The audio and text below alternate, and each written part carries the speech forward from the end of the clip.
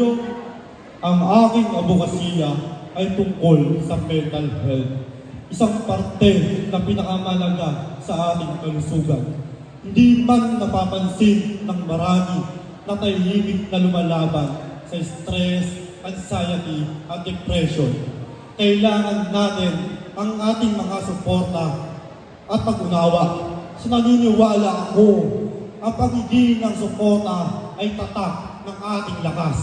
Hindi kailangan ang pagiging ng tulong at suporta.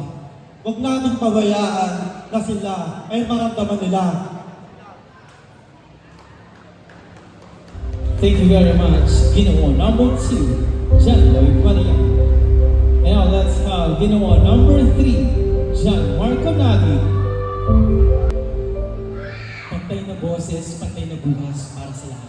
I stand for a community where respect, opportunity, and dignity are not privileges, but rights for everyone, regardless of gender. We live in a world still shaped by outdated beliefs, but I believe true strength is not about dominance. It is shown through empathy and the courage to uplift others. When we empower women, we strengthen families. When we promote quality, we promote good communities. This advocacy is for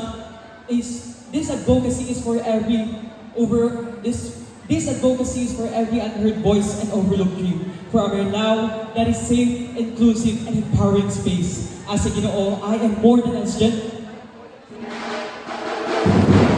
Thank you very much, Ginoo number 3, John Marco Nagi. Our third finalist is Ginoo number 8, Nico Taroy. Health is our greatest asset. Ngunit marami sa atin na nakakalimot dito. Ang fitness ay hindi lamang patungkol sa pagpapaganda ng katawan. Ito ay patungkol sa pag-aalaga ng ating mga sarili, ng ating kaisipan at ng ating kinabukasan. Nangangailangan ito ng disiplina, katulad ng tamang pagkain at tamang mindset. Nang sa ganon, maiwasan natin ang pagkakaroon ng sakit at manatili ang longevity sa ating mga katawan. Kaya hinihikayat ko ang lahat ng taong naririto na gawing prioridad ang inyong kalusugan. Tandaan, alagaan ang katawan, pahalagahan ng sarili, disiplina ang tunay na lakas. Yun lamang po at maraming salamat. That was Nico Taroy, Ginoo number 8. Our fourth finalist is Ginoo number 9, Christian Gabriel Medina. Sa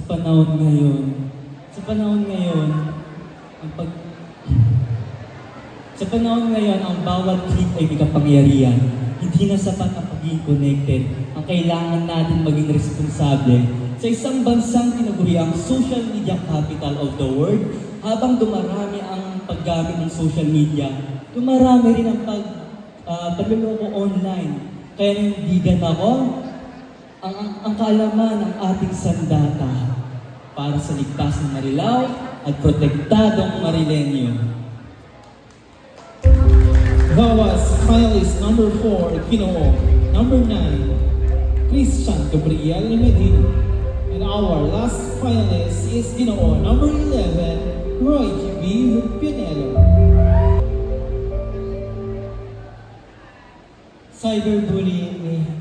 Cyberbullying may happen online, but its real impact. As an advocate, I believe we must use our voice to spread kindness, not hate, through awareness, empathy, and accountability. We can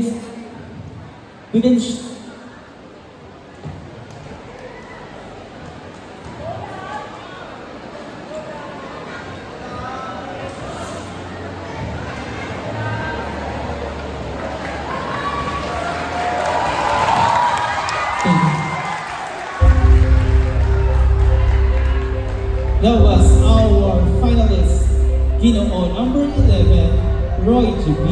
Pinelo.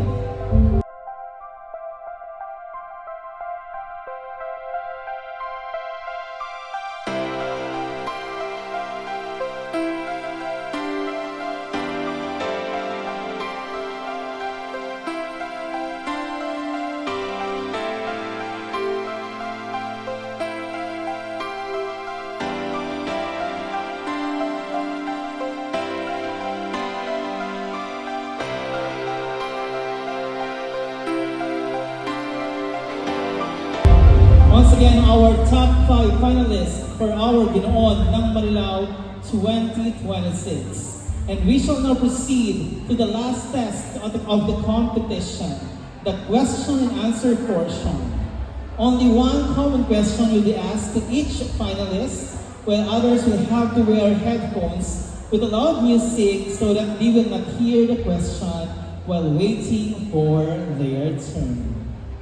Or they will be staying in an enclosed van with a loud music. Okay? So let's start from Ginoo. Number 2, John Lloyd Mariano. Hello, Ginoo number 2. Anong pakiramdam mo ngayon being one of the finalists for the first ever Ginoo ng Marilao? Medyo kinakabahan po, pero napakasaya na maraming Marileño na nanonood sa atin ngayon. Gusto mo batiin yung mga taong sumusuporta sa'yo? Siyempre, sobrang nagpapasalamat ako sa aking magulang na bumiyaya po dito para ako po'y panoodin. Okay, so let's make your parents proud by answering this question. Are you ready? Ready na po. So let me read the question twice before you deliver your answer. And of course, reminders to our audience and supporters, let's give them the time to speak, the time to answer the question. Wala po munang sisigaw at wala munang papalakpak para po mas maunawaan ng mga hurado ang kanilang sagot. So there you go, Ginoo number 2. Here's your question. Bakit ikaw ang tamang tao para maging mukha ng iyong advokasya? I repeat, bakit ikaw ang tamang tao para maging mukha ng iyong advokasya? Para sa akin po, tamang tao po ko para sa aking advokasya dahil yun po ang aking naranasan sa buhay. Kwento ko lang po sa inyo, kwento ko lang po sa inyo. Ako po ay dumating sa nabully. Dumating po sa punto na tinigil ko na ang lahat. Tinigil ko na mag-aral, mag-communicate sa mga tao. Pero sa tulong ng aking pamilya, kaibigan, tinuloy ko at binangon ko ang aking sarili. At sa tulong ng basketball at pag-focus sa pag-aaral, nandito ko sa inyong harapan, ng lakas ng loob, na sa Ginoo binibining Marilao para humalap at mag-share ng aking advocacy para sa mga kapwa o kabataan na nakakaranas ng mental health. Thank you very much, Ginoo number 2, John Lloyd Mariano. And now let's call our second finalist, Ginoo number 3, John Marco Nagib. Hello Marco, good evening. Magandang gabi. How are you feeling? Kamusta? Honestly, I'm super happy right now. Kasi ito yung sa loob ng napakadami kong pageant na sinalihan. This is the first night or even the first pageant na nanood yung mom and dad ko since we're separated families. Wow, thank you very much to these very supportive parents. And I know you can make them proud when you answer this question. Are you ready? Of course. So let me read the question twice before you deliver the answer. Here it goes. Bakit ikaw ang tamang tao para maging mukha ng iyong advokasya? Uulitin ko. Bakit ikaw ang tamang tao para maging mukha ng iyong advokasya? Bilang isang Ginoo na tagapagdala ng advokasiyang pantay na boses, pantay na bukas para sa lahat, na kung saan ito ay nakafocus sa pagtataguyod ng pantay na karapatan, oportunidad at dignidad ng mga kababaihan at lahat ng kasirian sa loob ng aking pamayanan. Sapagkat ito ay nagmula sa aking sariling karanasan. Lumaki ako na puro babae sa pamilya, ang aking ina, ang aking lola, at ang aking 5 babaeng kapatid, na kung saan gagamitin ko ang plataforma ng Ginoo at Binibining Marilao upang maka-impluwensya at magkaroon ng malaking pagbabago para sa aking sariling bayan. Sapagkat ang korona ng Ginoo at binibining Marilao ay hindi lamang simbolo ng tagumpay. Ito ay simbolo ng isang responsibilidad na magsilbi at magkaroon ng malaking pagbabago para sa aking bayang masasakupan. Maraming salamat. Thank you very much. Ginoo, number 3, John Marco Nagli. I love this batch of finalists. And now let's have our third finalist, Ginoo, number 8, Miko Taroy. Hello Miko, kumusta? Magandang gabi po sa ating lahat at sa lahat ng tiga Marilenyo. Kamusta yung sound trip ninyo sa loob ng van? Mas lalo po akong kinakabahan kasi wala po akong marinig talaga. Talagang malakas yung music, dumadagundong, kasabay ng pagdagundong ng inyong dibdib. Let's hear ang dagundong ng mga tao pag nakasagot ka na sa iyong question. Handa ka na ba? Handa na po. Very good. So hayaan mo akong basahin ang iyong katanungan ng 2 beses. Your question is, bakit ikaw ang tamang tao para maging mukha ng iyong advokasya? I repeat, bakit ikaw ang tamang tao para maging mukha ng iyong advokasya? Para po sa akin, ako po ang nararapat na maging mukha ng aking sariling advokasya. Dahil po, kung babalikan po natin ang mga nakaraang taon at titignan niyo kung sino talaga ako. Ako po ay dating nabully pagdating sa aking pangangatawan. Dati po akong tumaba, tapos sinabihan na mukhang tatay sa edad na 11. Pero, kung titingnan po natin, galing po sa aking mga kaibigan at sa ibang tao, kapag magpo-post po ako ng stories or before and after ko, nakaka-proud tignan at na sinasabi nila na laki na ng pinagbago ko. Kaya po from dating 95 kg, bumagsak ng 78 dahil sa disiplina at consistency. Huwag po tayong matakot na simula ng ating sariling fitness journey. Palagi po natin iisipin, sa simula may mga mambabas dyan. May magsasabing titigil ka rin. Pero pagdating ng panahon, let the results speak. Pag nakita nila yung resulta mo, sila na mismo magtatanong sa'yo, papaano? Papaano mo yan nagawa? Minsan hindi ang katawan ang ina-idol ng mga kasama natin o mga nakakita ng stories natin, kundi yung disiplina at consistency. Palagi po natin tandaan, consistency over perfection. Yun lamang po. Maraming salamat.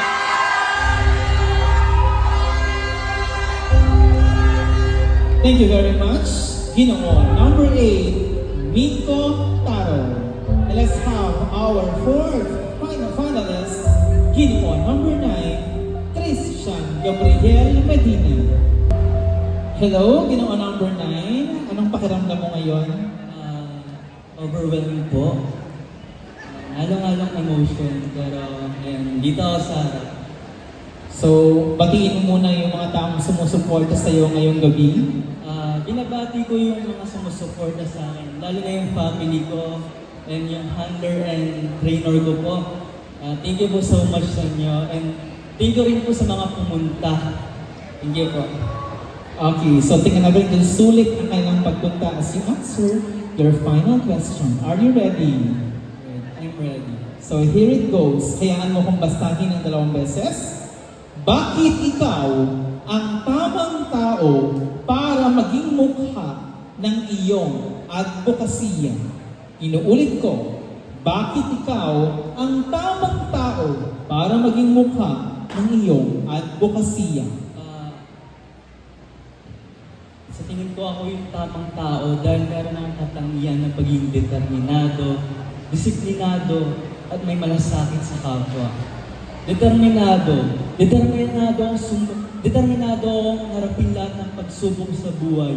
Determinado akong kahit nanidadapa ako, pilit akong bumabangon. Disiplinado akong sumunod sa mga batas tulad ng Marilao. Disiplinado akong hubugin ang aking sarili at may malasakit sa kapwa. Naniniwala ako kapag may malasakit ka sa kapwa, ito ay ugat ng kabutihan. Ito ay ugat ng kabutihan at kaya bilang isang Ginoo at may malasakit sa kapwa, nais kong ibahagi ang aking advokasya. Yun ay pagbibigay kaalaman kung paano nga ba gamitin ang teknolohiya o ang social media dahil marami ang nagiging biktima ng online fraud, identity theft, pati na rin ang scam. Kaya bilang isang IT student, may kakayanan ako maging boses at gabay ng bawat Marilenyo upang maprotektahan ang kanilang mga sarili laban sa cyber criminals. At naniniwala ako sa pamamagitan ng katangian ng pagiging determinado, disiplinado at malasakit sa kapwa, mas maaaring maging ligtas ang Marilao. Mula rito, hinihikayat ko ang bawat isa na sumama sa akin tungo sa mas ligtas at protektadong Marilao. Salamat! Thank you very much, Ginoo. Number 9, Christian Gabriel Medina. And now we are down to the last finalist, Ginoo number 11, Roy G.B. Pinelo. Hello, Ginoo number 11. Okay naman. Kamusta? Okay naman. Anong pakiramdam being the last one to answer the question sa mga Ginoo? Wala blackout na ako pag-iwi. Kaya mo yan. So para mawala yung kaba mo, batiin mo muna yung mga taong sumusuporta sa'yo. Una-una salamat sa lahat ng sumusuporta, mga magulang ko, kaibigan. Maraming salamat sa inyo lahat. Handa ka na ba? Handa na po. Okay, so hayaan mo kong basahin ang iyong katanungan ng 2 beses. Here it is. Bakit ikaw ang tamang tao para maging mukha ng iyong advokasya? Inuulit ko. Bakit ikaw ang tamang tao para maging mukha ng iyong advokasya? Para po sa akin, dapat akong maging mukha sa aking advokasya dahil isa na ako sa nabiktima ng cyberbullying. Kaya dahil dito, nakatayo ko sa inyong harapan na matatag at malakas. Kaya gagamitin ko ang aking boses na maging ligtas ang online platforms at higit sa lahat, palaganapin natin ang pagiging mabuting tao at maging respeto. At hindi lang yon, maging responsable tayo sa mga binibitawan nating salita sa pamamagitan ng online platforms. Maraming salamat.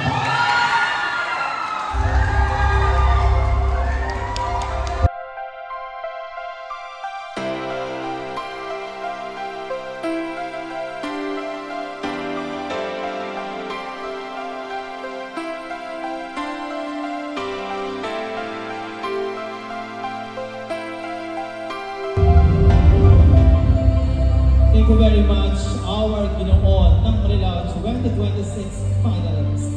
And now, let's welcome our Binibining Marilao 2026 top 5, starting our Binibini number 1, Marical Andrada. I stand before you carrying a purpose rooted in Balik-Tanaw, a call to remember, to honor, and to act. With my work in Homes for the Aged, I saw strength and wisdom, but I also saw loneliness, and that is something that we should never ignore.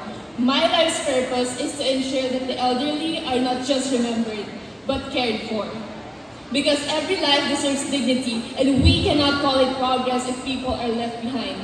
As a Binibini, I will continue to be of service to ensure that they are well taken care of, heard, and seen. Because in Balik-Tanaw, we do not just remember, we take action. Thank you. That was our Binibini number 1, Marical Andrada. Now let's have our Binibini number 9, Aliyah Trinidad.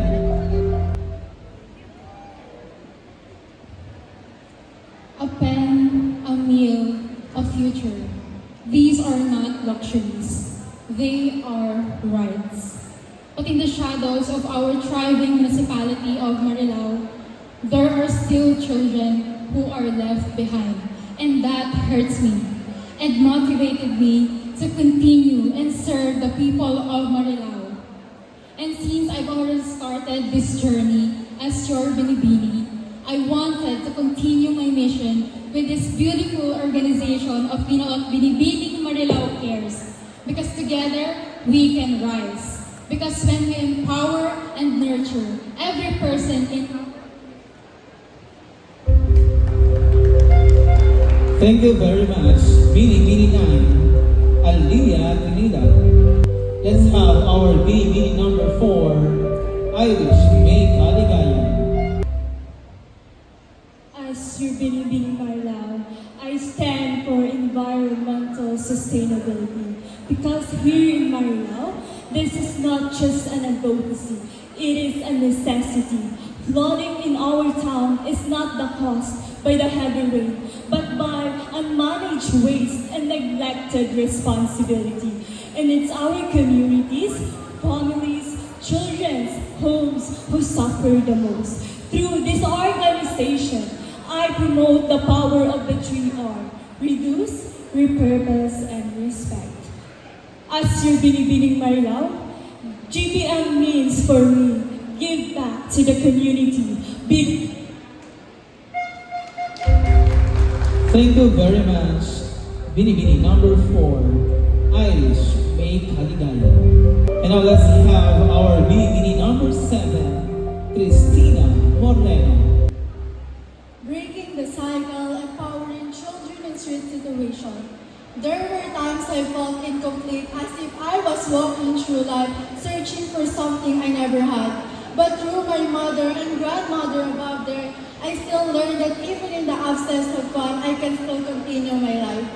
As I stand today to serve and pursue my purpose, I still continue my advocacy. Advocating for children in street situation is my key factors to make a positive impact into our community. And through my dedication and my purpose, I still believe that there is a new chapter in our community where they can break the cycle and barriers in. Thank you very much, Cristina Moreno.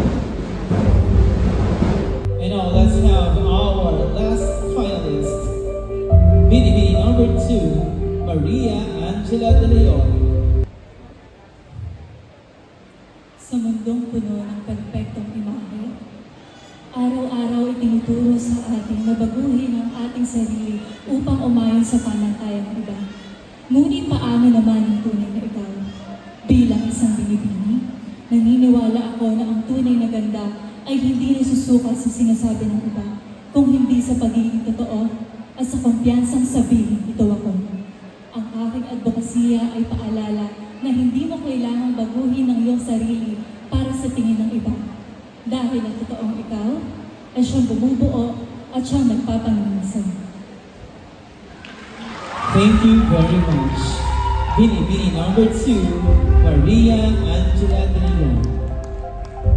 Once again, our top 5 for Bini ng Marilao 2026.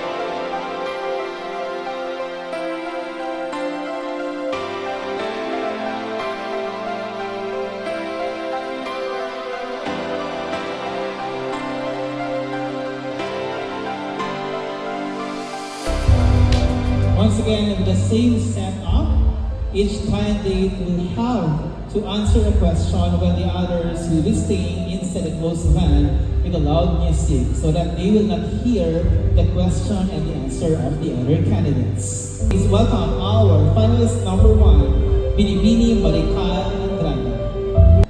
Hello, Binibini. Anong pakiramdam being the first Binibini to answer the question tonight?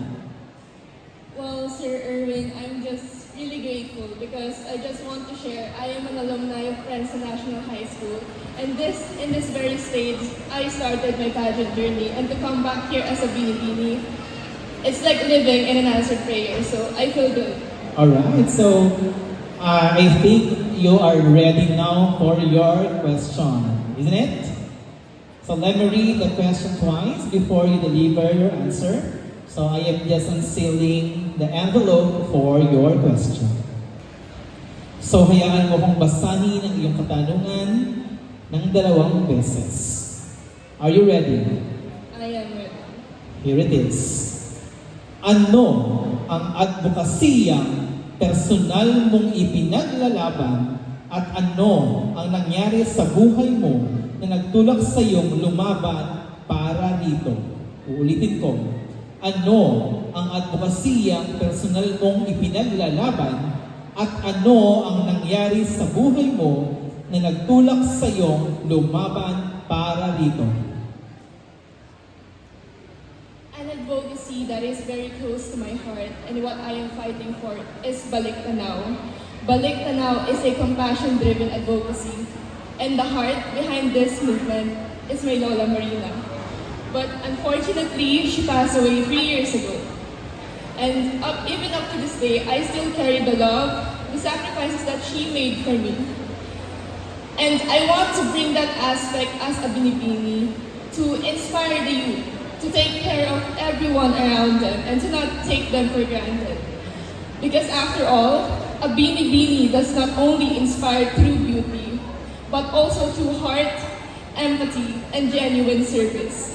Thank you and good evening, Manila!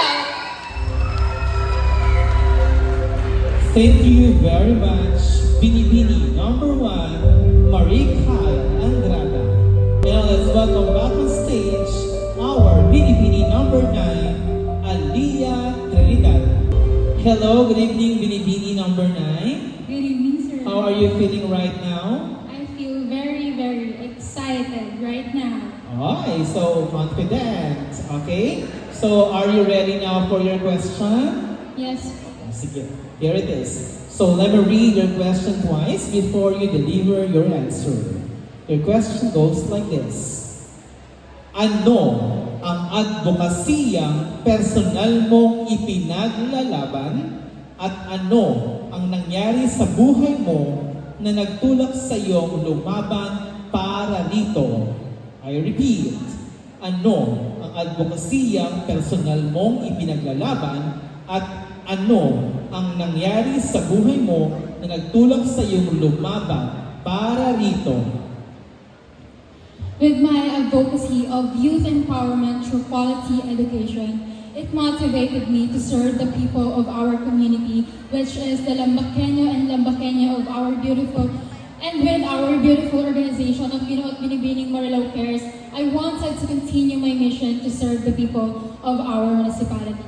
Because with this, we can serve and we can nurture every person in our community. Because of the simple good deeds, we can transform this lifeline to every people in our barangay. And with that, I stand there as your Binibini to continue that and stand to be as one and empower every person, every youth, every children. Thank you. Thank you very much, Binibini number 9, Aliyah Trinidad.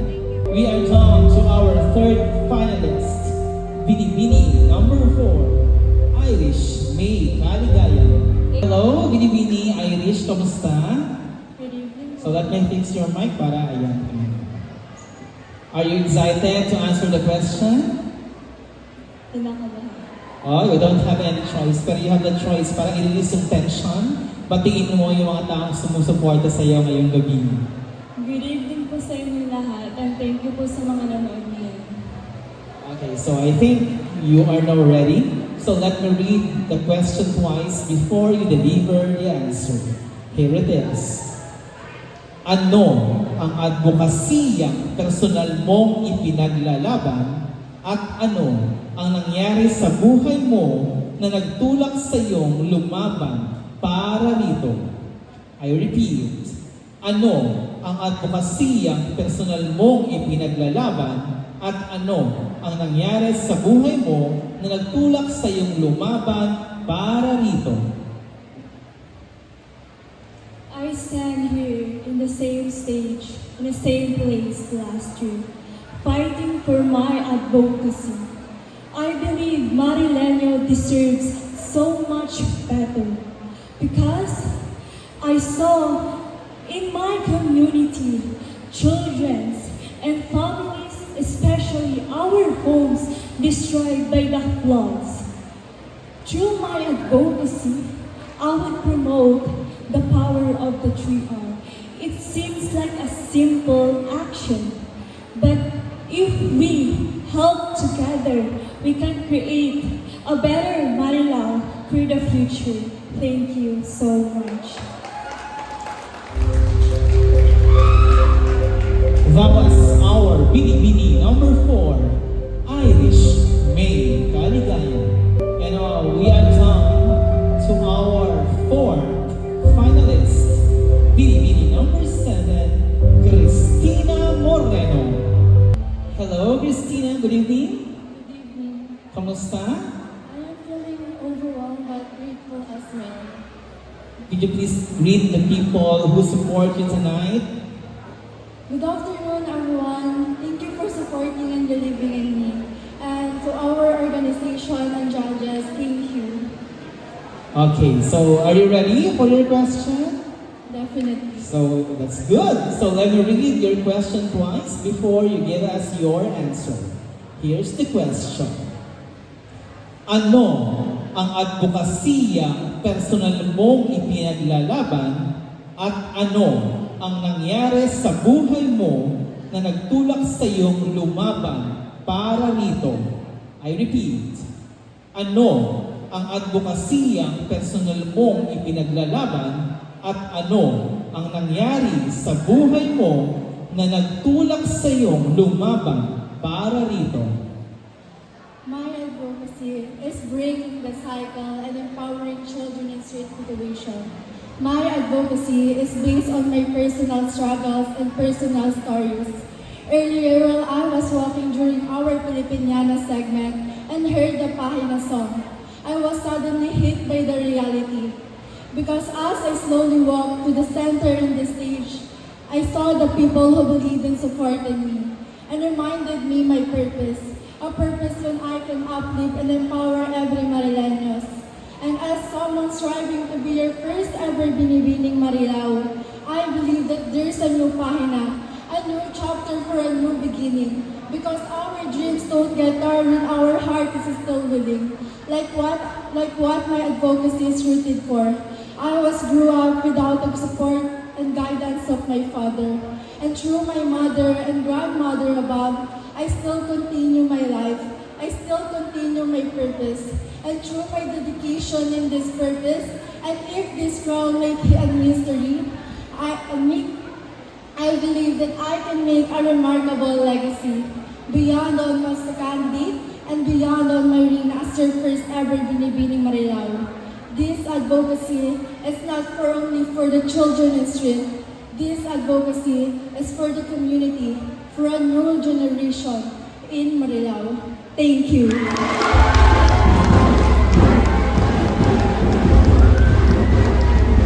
Thank you very much. Wow. Just wow. And now, let's have our last Binibini to answer the final question. Binibini number 2, Maria Angela De Leon. Hello, Binibini number 2. Anong pakiramdam being the last Binibini to conclude the question and answer round? I feel grateful na nandito ako. Alright, so please greet everyone who support you up until this moment. Thank you so much to everyone who's supporting me until the end. This spot is for you guys. Alright, so are you ready for your question? Yes. Here it is. Let me read your question twice before you give us your answer. Here's the question. Ano ang advokasiyang personal mong ipinaglalaban at ano ang nangyari sa buhay mo na nagtulak sa iyong lumaban para rito? I repeat, ano ang advokasiyang personal mong ipinaglalaban at ano ang nangyari sa buhay mo na nagtulak sa iyong lumaban para rito? As an empowered woman that's standing in front of you tonight, I also experienced downfall. My advocacy was authenticity and women empowerment. And with this, I want my fellow women to embrace their authenticity and their own uniqueness by the way they are, not to think about what others people might think about them, and just to fit into society's standards. Because your own uniqueness will make, or your own authenticity and uniqueness will make you even more confident, way better. Thank you so much. Thank you very much, Bini number 2, Maria Angela De Leon. And once again, ladies and gentlemen, let's have another glimpse for our top 5 for Bini